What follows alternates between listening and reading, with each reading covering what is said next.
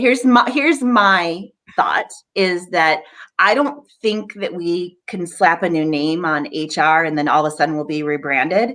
So if we're going to go through this rebranding and slap a new name, we just might as well keep HR and actually make HR great.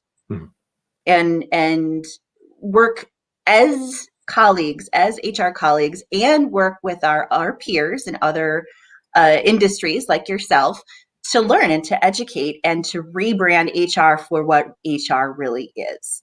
So, and I think this is interesting because in English, HR is human resources, as where if you look at other countries like Spain or Spanish, it's recursos humanos, so resources that are humans.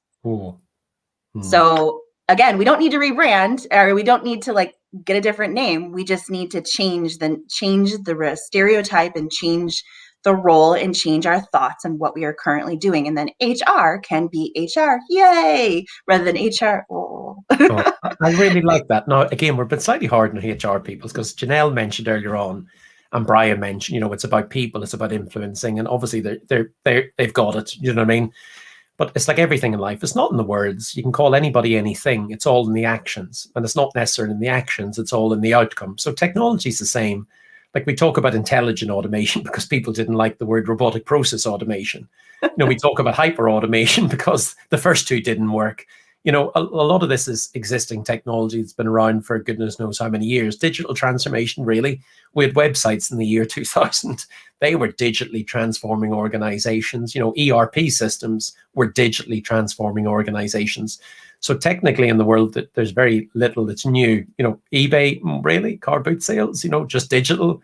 You know, renting your home out, yeah, that's a sharing economy. I kind of like that, but I always borrowed something from a neighbor anyway and let some of my neighbor's kids stay for different times and monetizing it. But it's all about the actions at the end of the day, you know.